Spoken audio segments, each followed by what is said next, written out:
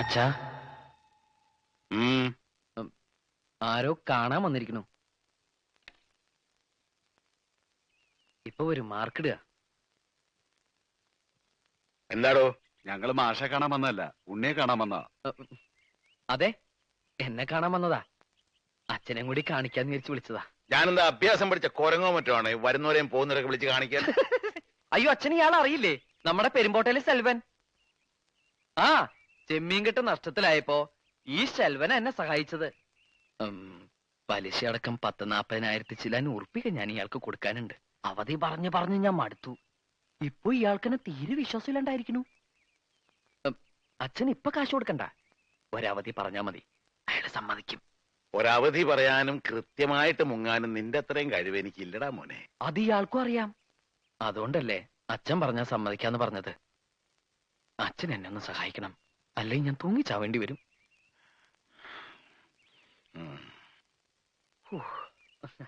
അച്ഛൻ അവധി പറയില്ല, കാശ് ഇപ്പൊ തരും. പിന്നെ ഞാനൊരു കോഴി ഫാം തുടങ്ങാൻ ആലോചിക്കുന്നുണ്ട്. അപ്പോ എന്നൊന്ന് സഹായിക്കേണ്ടി വരും. നാ എന്റെ മോൻ പോയി തൂങ്ങിച്ചാത്. ഇതിനേക്കാ വലിയൊരു സഹായം അച്ഛന് ചെയ്യാൻ പറ്റില്ല. നാ പിടിച്ചേ.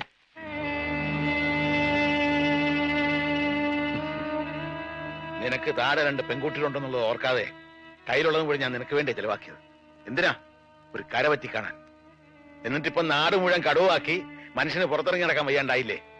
ഇപ്പൊ വീട്ടിലിരിക്കാൻ വയ്യാണ്ടായി. ഒന്നിനും കഴിവില്ല നീ പറഞ്ഞില്ലേ തൂങ്ങിച്ചാവുമെന്ന്? അത് തന്നെയാ ശരി. അതിന് 100-ൽ 100 മാർക്ക്.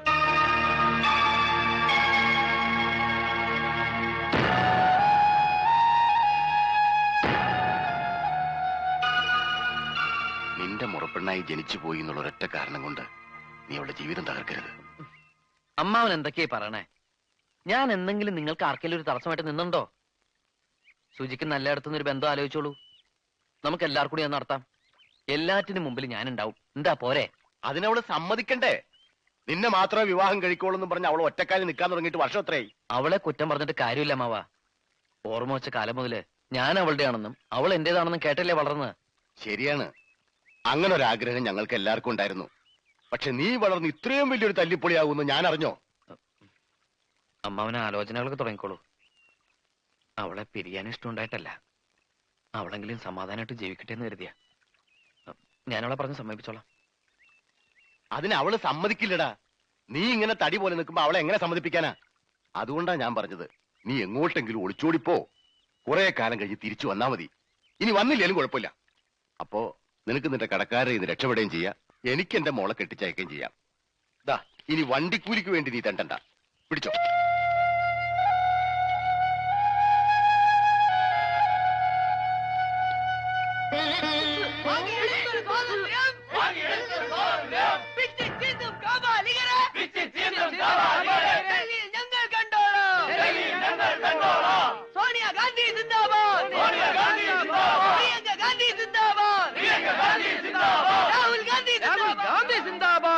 എന്താ ജാഥയിലൊക്കെ ഉണ്ണിട്ട് രാഷ്ട്രീയ പ്രവർത്തനം തുടങ്ങിയോ? ഏയ്, രാഷ്ട്രീയ പ്രവർത്തനമൊന്നുമല്ല. ജാഥയില് കയറി വരുമ്പോ കടക്കാര് പിടിച്ചു നിർത്തില്ല. രാവിലെ BJP-ക്കാരുടെ ജാഥയിൽ കയറി വന്നാ അവരാ പോസ്റ്റ് ഓഫീസിന്റെ അവിടെ ഇപ്പൊ കിഴക്കോട്ടേക്ക് ഒറ്റ തിരിച്ചില്ല. പിന്നെ ഈ ജാഥ വരണവര് വെയിറ്റ് ചെയ്തു, അതാ ലേറ്റ് ആയത്. ഇങ്ങനെ എല്ലാവരുടെയും ജാഥക്കാരെ ഇറങ്ങിയ അവരെല്ലാം പറയില്ലേ? പറയും. അവര് പറഞ്ഞൊക്കെ ഞാനും ഏറ്റു പറയും. ഈ ഉണ്ണിയേടന്റെ ഒരു കാര്യം. വാ, എന്താ അങ്ങോട്ട് പോണേ? വീട്ടിലേക്ക് ഇപ്പൊ പോണ്ട, എനിക്ക് നിന്നോട് കുറച്ച് സംസാരിക്കാനുണ്ട്. വാ. എന്താ ഇപ്പൊ ഇങ്ങനെയൊക്കെ പറയണേ? മനസ്സിൽ നന്മ മാത്രമുള്ള കുട്ടിയാ നീ. നിന്നെ പിരിയാന്ന് പറയുമ്പോ ഈ എന്നെ തന്നെ കേറി മുറിക്കുന്ന പോലെ എനിക്ക്. ഇപ്പൊ നീയും എനിക്ക് നഷ്ടപ്പെടണം, അതാവും വിധി. ഈ നഷ്ടവും ഞാൻ സഹിച്ചേ പറ്റൂ. ഇങ്ങനെ വേണ്ടാത്തൊന്നും ചിന്തിക്കണ്ട. കല്യാണം എന്നൊക്കെ പറഞ്ഞ് ഞാൻ ഉണ്ണിയേട്ടനെ ബുദ്ധിമുട്ടിക്കുന്നുണ്ടോ? ഇല്ലല്ലോ.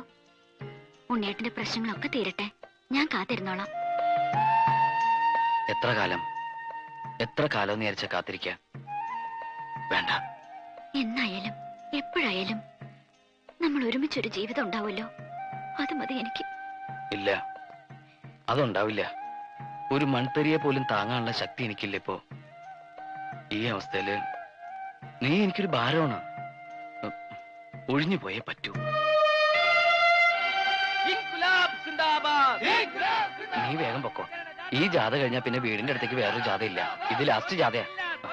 തോറ്റ ചരിത്രം കേട്ടിട്ടില്ല, തോറ്റിട്ടില്ല, തോറ്റിട്ടില്ല, തോറ്റ ചരിത്രം കേട്ടിട്ടില്ല, തോറ്റിട്ടില്ല, തോറ്റ ചരിത്രം കേട്ടിട്ടില്ല. ചെങ്കൊടിയാണ് കട്ടായം, ചെങ്കൊടി സമരം, തോറ്റ ചരിത്രം കേട്ടിട്ടില്ല. മുതലാളിത്തം തൊലയട്ടെ, മുതലാളിത്തം തൊലയട്ടെ, മുതലാളിത്തം തൊലയട്ടെ, മുതലാളിത്തം തൊലയട്ടെ. ഈ ഗുലാബ്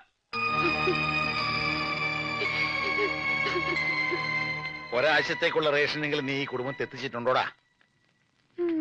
ഈ ചോദ്യം ഇനി ചോദിക്കരുത്. ദേ, ഒരാഴ്ചത്തേക്കുള്ള റേഷനും ഒരു ദിവസത്തെ കറിക്കുള്ളതും ഉണ്ട്. അയ്യേ, ഇതെന്താ മീൻ കൊണ്ടുവന്നിട്ടുണ്ടോ? ഇവിടെ മീൻ കൊണ്ടുവരാൻ പാടില്ലെന്ന് എനിക്ക് അറിഞ്ഞൂടാമേ. പിന്നെന്താ ഒരു നാറ്റം?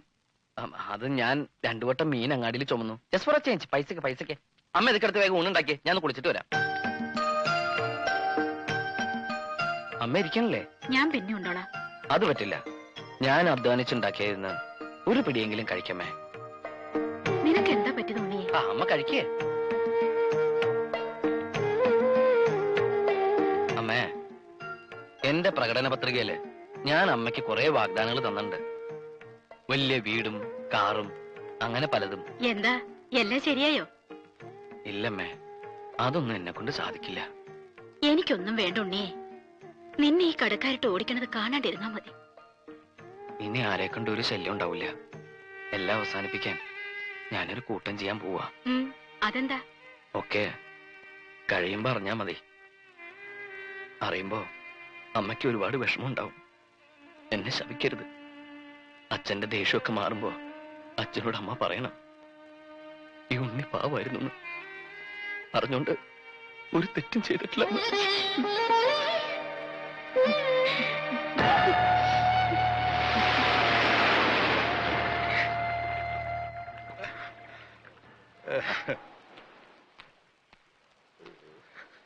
മാഷ വീട്ടിലേക്ക് കൊണ്ടുപോയിക്കോളൂ. ബോട്ടുകാരൊക്കെ തിരച്ചിൽ നിർത്തി. പതിവില്ലാതെ നല്ല അടിയൊഴുക്കുണ്ടായിരുന്നു. അതുകൊണ്ട് ബോഡി ഉടനെ കിട്ടുമെന്ന് തോന്നുന്നില്ല.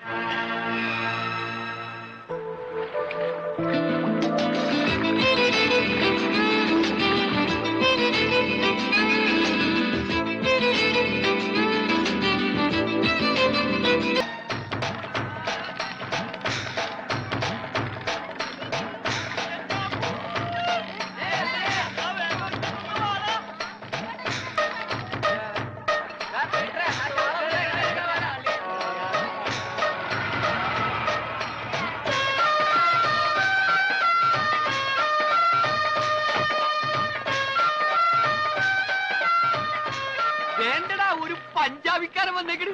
ചെലപ്പോ മീൻ മേടിക്കാൻ വന്നതാവും. ഒരു 10 കിലോമീറ്റർ തുണിയെങ്കിലും തലയിൽ വലിച്ചു കെട്ടിയിട്ടുണ്ട്. അല്ല, തലയ്ക്കകത്ത് എന്തേലും വ്യാണ്ടേ?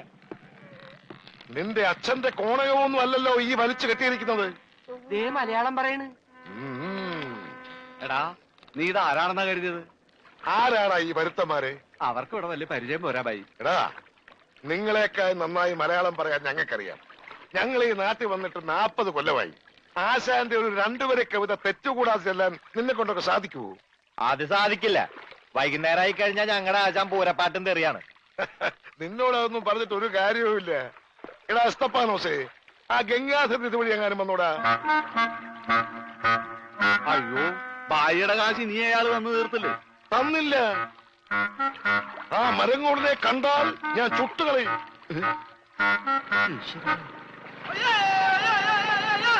ഞാനടാ ബോട്ട് പറഞ്ഞു.